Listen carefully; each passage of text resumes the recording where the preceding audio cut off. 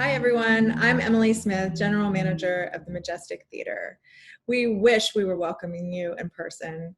The theater has been very quiet without you. Although we can't be together right now, we are very happy to be able to connect in this way and bring a little piece of the Majestic and Broadway to you. We know that there have been many changes to your 2021 season due to the global pandemic, and we appreciate you sticking with us during this challenging time. While we know you have many unanswered questions, we may not have all of the answers right now, but we are committed to sharing with you the latest information. We will also pull back the curtain and share with you the hard work that's going on behind the scenes to bring these tours back on the road and back to the Majestic Theatre. We are also thrilled to have 3 Broadway industry leaders share their perspective. And before our time together ends, there will be a big reveal, one that we have been very anxious to share with you all. So stay tuned and let's get started. Here we are backstage, virtually. It's a tradition for the tours to paint a mural on the backstage wall at the Majestic Theatre to commemorate their visit. For over 30 years, Broadway in San Antonio has been bringing the best of touring Broadway to the Majestic Theatre. This would not be possible without our longstanding partnership with Broadway across America. Here to share more about the state of the Broadway industry is our partner and friend, Lauren Reed. Hello, I'm Lauren Reed. I'm the Chief Operating Officer of the John Gore Organization, whose companies include Broadway Across America and Broadway Across Canada. We bring touring Broadway shows to 47 cities across North America, just like yours. In addition to working for the John Gore Organization, I also serve on the Board of Governors of the Broadway League and am chair-elect of that organization. I think serving in both of these capacities gives me a great perspective in what's happening, not just around the country, but also in New York. So I want to give you a little bit more detail or insight, maybe behind the scenes look or information as to why touring theater is so complex. The logistics are complicated even in a good year. We work on shows and bringing shows to audiences usually about 18 months to 2 years in advance. That's how much work and planning and time goes into this. And it's because the shows are big. We have cast and crew and musicians that number 60 to sometimes 100 people traveling across the country. And coordinating that detail along with the 6 to 20 18-wheelers and all of the sets and costumes that are inside of them is challenging. And they need to travel in a geographically smart way. That means we can't jump from Pittsburgh all the way to Phoenix in 1 week time. We need a smart city by city, week by week traveling schedule and itinerary so that we can open on a Tuesday and close on a Sunday in any given city. And there's one more nuance that not everybody thinks about, and that's the calendar of the creative team. When shows are mounted, we need the actual director from New York to make sure that the cast and crew are rehearsed, actually selected and rehearsed. And we want the choreographer from New York to actually work with those casts to get the show up and on its feet. So those creative teams are awfully busy working on other shows. And in some instances, like in the instance of To Kill a Mockingbird, for example, which just had an incredible run on Broadway and continues to look towards other cities and countries, they're going to launch a touring company here in the US, and they're also going to launch a company in the West End. So we've got to coordinate the director, Bartlett Sher's calendar with those different tours and companies, both here and in other countries. It's a giant jigsaw puzzle, and we have to put all of those pieces together to make it fit. And that's what we're doing in New York. The producers, the booking agents, and the promoters and the theaters around the country to reorganize and assemble that to bring shows back to our theaters. You know, I know historically we all recognize that in hard times, something good comes from it. And what I can see and tell you right now and share is there is a lot of great work being developed right now in people's homes and studios. And I believe that the work is going to flourish. So once we actually play through these shows and bring them to you, there's a whole new set of shows that I'm excited to bring that are just waiting to be brought to stage.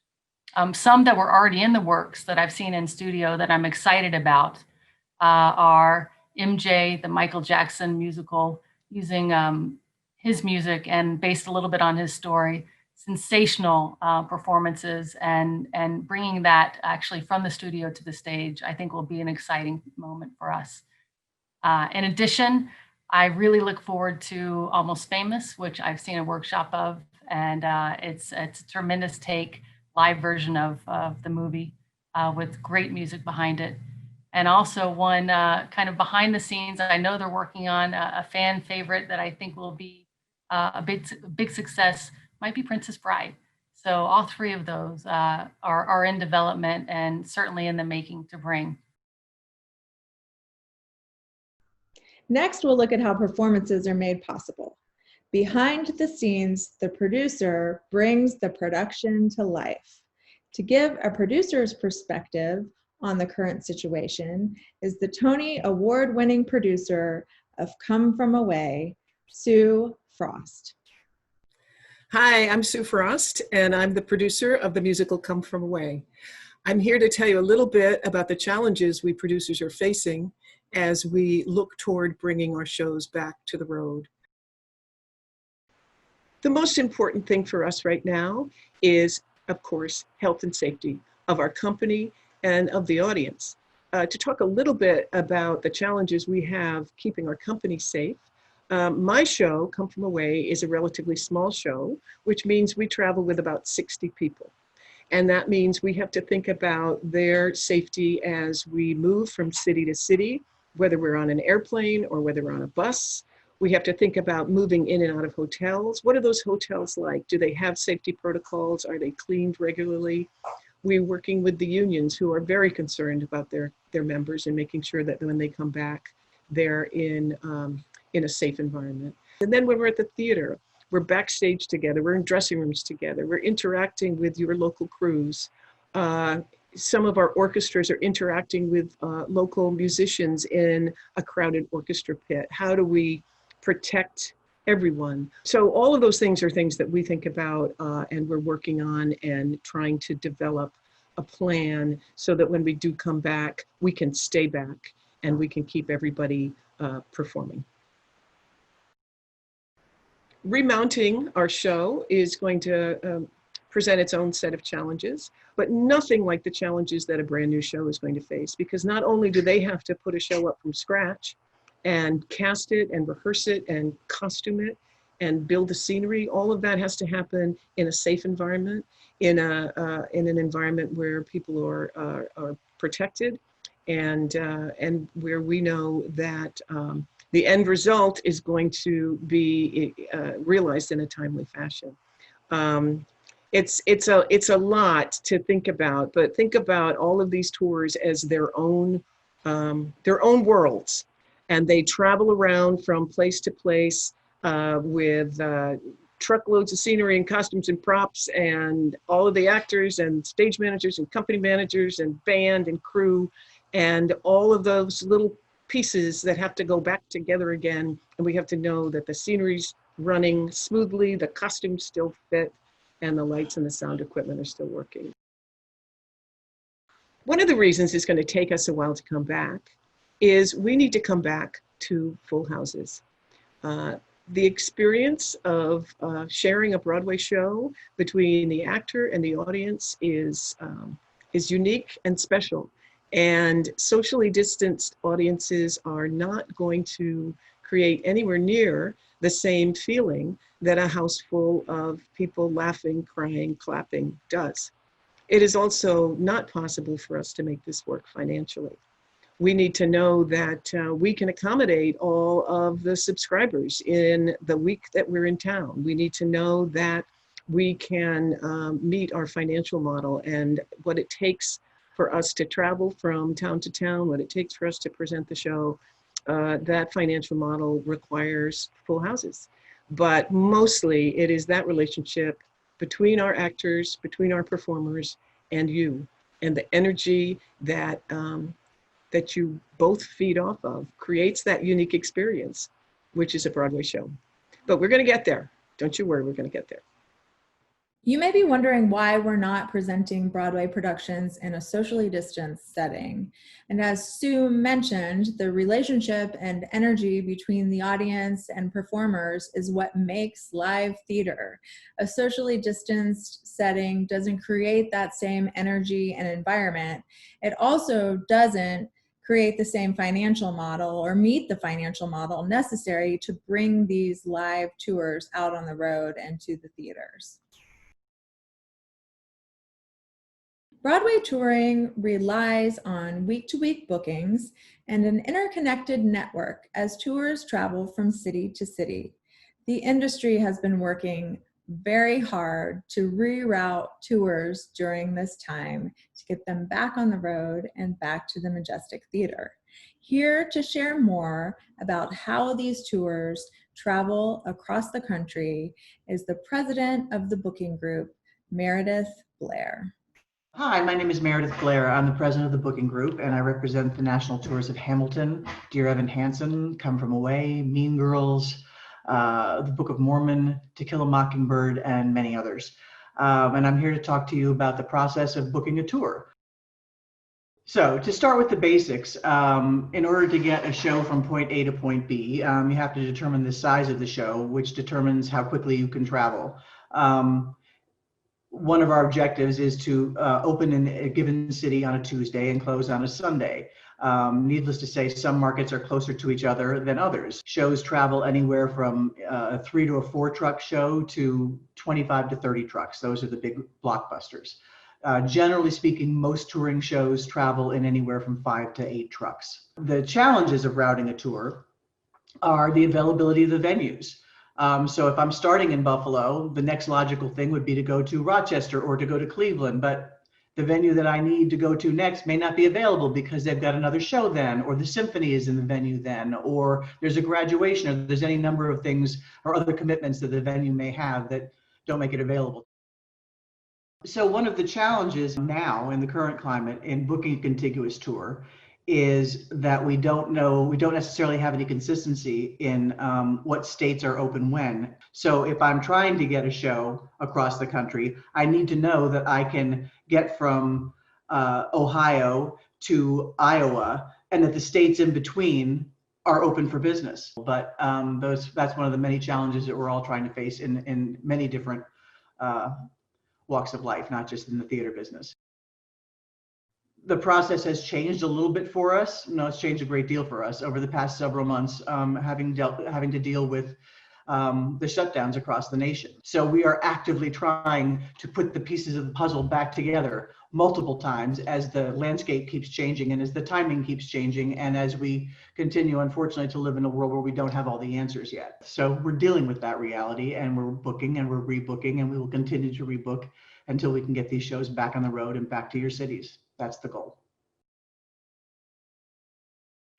Let's talk about what's happening at our beloved Majestic Theatre. The theater has been closed since mid-March. This is only the third time the theater has been closed for an extended amount of time in its 90-year history. During this time, we have been focused on rescheduling performances, booking new performances in the future, maintaining the venue, and of course, planning for reopening. The lack of events during this time is difficult. We're here to bring you live performances, and not being able to share the theater with you during this time is disappointing. But we are resilient, and we promise you that we will be back. Something we'd like you to think about during this time is that the absence of performances doesn't only affect the theater and what's going on stage and behind the scenes, but it also affects our friends and neighbors downtown, on Houston Street, and in the surrounding area. So we encourage you to continue to support local business and arts and culture in our special city. So what does reopening look like? Well, first and foremost, the health and safety of our patrons, team members, and performers is our top priority. We're working on a reopening plan that will follow health, safety, and government guidelines. Some areas of focus are enhanced cleaning, touchless interactions in the restrooms, in the concession areas, and in the box office, and HVAC filtration and ventilation. We continue to navigate the situation, and we'll share with you a detailed reopening plan as soon as we have approval and when we can confidently do so. Okay, it's time for our big reveal. You might recall the last time we were together, the orchestra level restrooms and bar area were under renovation. Well, the project is complete, and here is a very first look at the experience you can expect next time you're in the theater. In partnership with San Antonio's Lake Flato architects, we reconfigured the space to improve the flow of traffic, to add restrooms, including a family restroom, and to refresh the design to complement the 1929 historic architecture of the Majestic Theatre. We know that this does not compare to a live performance, but we are so happy that you joined us, and we are very grateful for your continued enthusiasm for Broadway in San Antonio. We are committed to bringing you a full season, and we'll continue to update you on the schedule. If you have any questions, please visit broadwayinsanantonio.com, and we cannot wait to see you under the stars again.